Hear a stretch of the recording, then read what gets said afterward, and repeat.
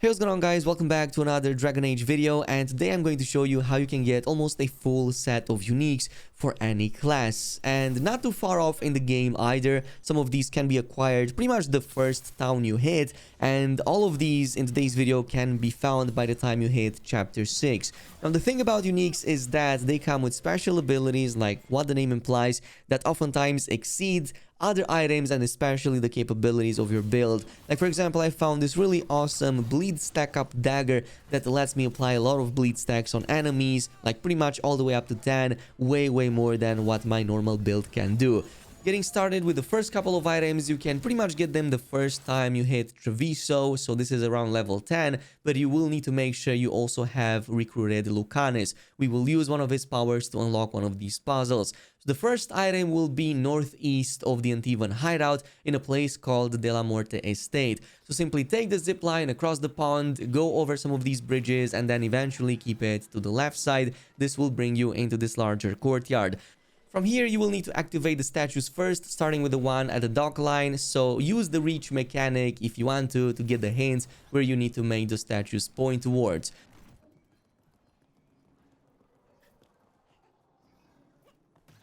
From here, you will have to activate the same mechanic so that you can jump at the top of these statues and activate these 3 nearby levers.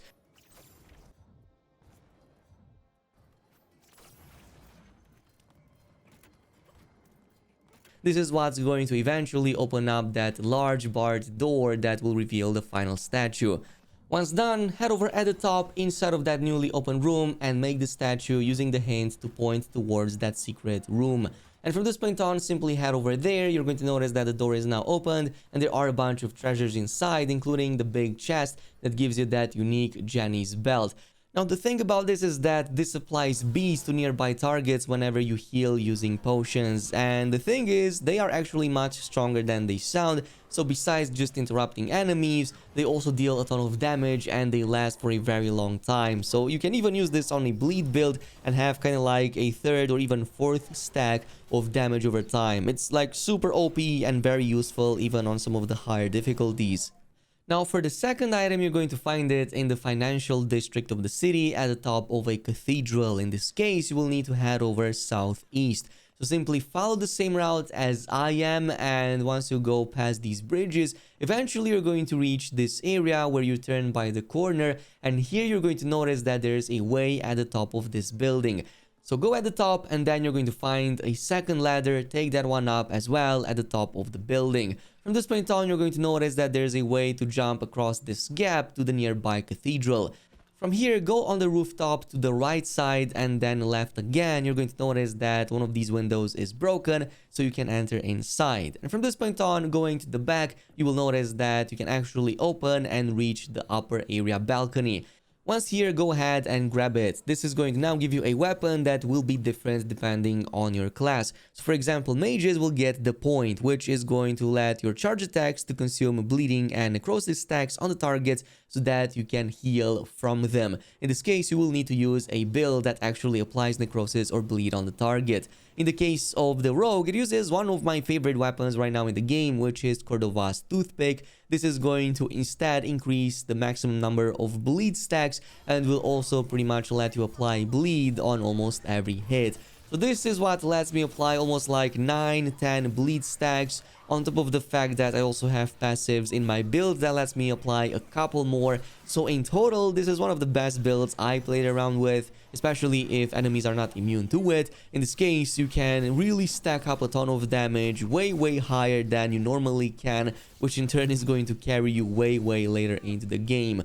Now, the next set of items is also going to include a weapon and an armor piece, but these you will get from the Arlathan forest. However, you need to unlock the How to Train Your Griffin side quest for Devrin, but for that you will need to progress until chapter 6 and eventually start that mission that also recruits him, which means you're going to have to make a big decision right after. So I highly encourage you to make a permanent save file before that. But after you've done that decision, you can head over back to the Arlathan forest and start his quest line, specifically because this is going to open a door that you really need to reach the final area in the ancient aqueduct. So So simply head over to the ancient aqueduct. The path over here is quite straightforward, and once you are here and following the quest, you're going to want to take this uphill to the right side going through this cave. You're going to notice there's a door here which is normally locked, but during this quest you can go ahead and open it.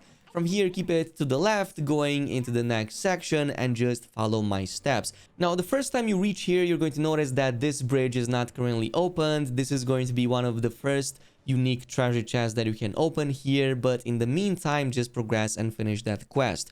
And once you are done with that, the first thing you're going to want to do is keep it to the left side, going up this set of stairs up until eventually you reach over this log and into this second area to the left side. Now from this point on, push it up the stairs and eventually you're going to reach this sort of wall that gives you access to another area. So you're going to notice there's a gap in it, go through it, and then go all the way up north. This in turn will bring you to a region called the Hidden Grove, and what you want to do is to go past the nearby river all the way to the other side until you see some scaffolding. So simply go over the first scaffolding and then pay attention to the gap opposite of you. You're going to notice that you can actually jump across, and here is where you will find one of these key puzzle items to unlock the next area. So grab that item, head over downstairs, and eventually you're going to notice that you can place it in one of these devices.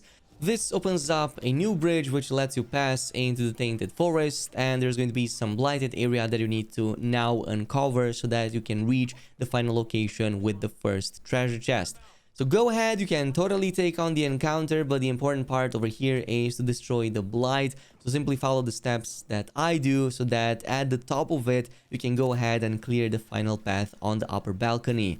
Once you're done with that, go to the upper balcony and now open the treasure chest and you're going to get a new weapon. Now in the case of the rogue, I got the Andril's Cord.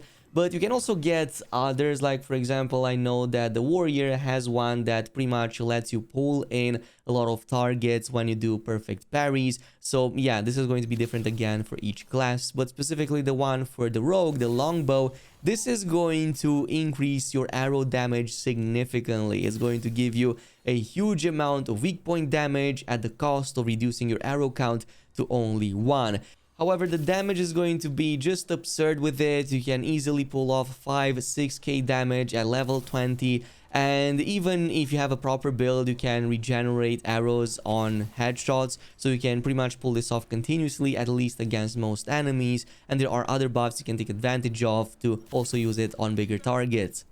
Now, the second unique is going to be in the same area, so starting from the front of it, this time around, keep it to the right side. We will have to activate 3 relics and power them up with 3 main devices.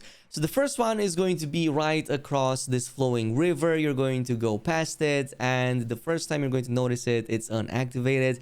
That is because you actually need to drop below and then use the first device to power up the relic that powers up the second device. Then go back and use that device to power up the relic on the nearby platform. From here, continue down the path nearby the shoreline, and midway through you're going to see the second device. Luckily, you can activate it with one of its keys right here in the middle of some of these crates. Once that's done, make it point towards the second relic. And finally, the third one is going to be almost close to the entrance to the left side, so follow up the path up these stairs up until you reach this small gate. Open it up and this is going to let you pass to the other side. Using these logs, you're going to reach a close by gate, so simply deactivate the device, bring it to the other side and activate the second one. With this, you can now activate the third and final relic, which is going to open up that bridge to the final encounter.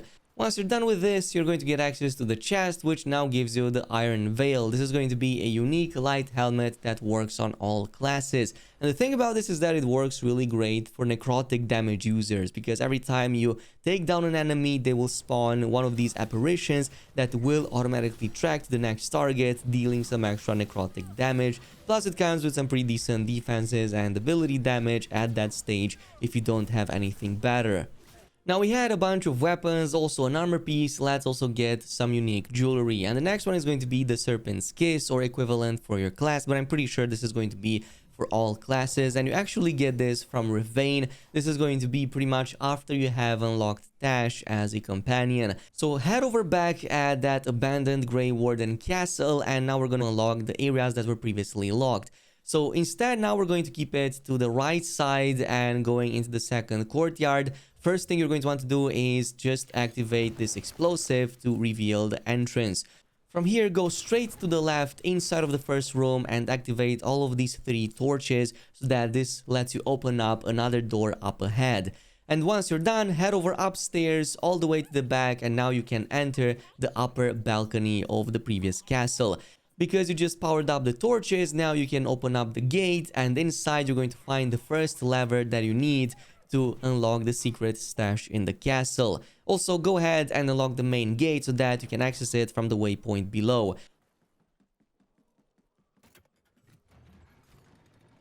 But otherwise, jump down, take down any enemies that you might notice, and then simply head over through the tunnels on to the right side. The first corner that you take, you're going to notice that there's an interactable corpse, and if you go ahead and activate that, this is going to spawn a ghost that will travel through the nearby walls. You basically now have to follow it and find it in 3 more locations. So the first one is going to be just outside of the courtyard that we just used to unlock the previous lever. So at the top of the stairs, instead of going to the left, go to the right, and you're going to see it right here below these archways. Go ahead, just get close, and now it'll move to the next location. From here, you will backtrack almost at the entrance of the castle, so simply follow my steps and you're going to notice its second encounter is going to be to your right side by these walls. From here, you're free to enter the castle, go all the way at the back, up the stairs, and you're going to notice that now it spawns next to this previously inconspicuous wall. And once you get close, it's going to activate it, revealing a path inside, which will let you activate the second lever for the secret stash. From this point on, you're going to continue down the same tunnel as before, all the way into the back of the castle. Before you actually exit outside, onto your right, you're going to notice a blocked area. Again, use the power from Tash to actually clear that out. You will be in combat in just a bit, and you can't do it during that. From this point on, exit outside and then go to your right. You're going to notice that you can trigger one of these explosives to reveal a ladder going up. And take it, there's going to be a wisp at the top, simply grab it and return to the previous area where we just cleared that path up. At the end of it, you're going to notice a gap with a skeleton, and once the wisp gets close, it's going to activate it, also revealing another room. Once you enter inside, this is now going to let you activate the final lever for the secret chest, and of course also gives you another treasure on top. And once you're done with that, you're ready to go back at the main hallway of the castle, and from this point on, you can again take down those set of stairs to the right side. Once you are downstairs, you will notice that now you can open up that previously closed door as all of those levers are activated. And now you're going to get the Serpent's Kiss, which is a unique ring. While necrotic weapons is active, charged attacks also deal necrotic damage in an area around the target but removes necrotic weapon. So it's actually pretty good at stacking a lot of necrotic. For rogue at the very least, which also has the noxious gas effect, can actually spread necrotic very easily. I'm not sure about other classes, but for rogue it is actually really easy. Now technically there's one even earlier unique that you can get, which is going to be a trinket. You get this after you complete the Gate of Deep Sorrows mission that you have to do in the crossroads. So that's one of the main missions in which we have to defeat champions outside of the map, and this one is going to be in Treviso on this side.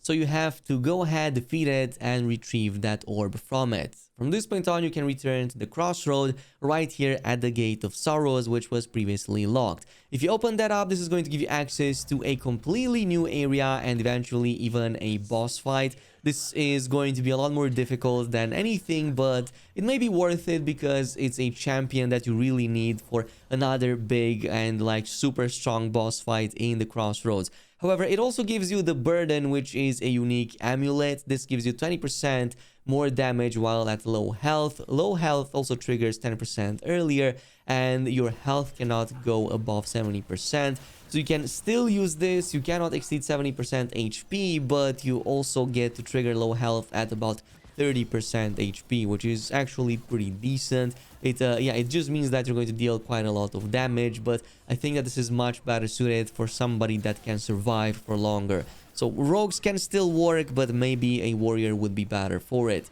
And yeah, that pretty much concludes today's video. There are of course many more uniques that you can unlock, but I'm going to dedicate a full-on video to that as it requires a much lengthier discussion. In the meantime, thanks so much for watching, and I'll see you in the next video.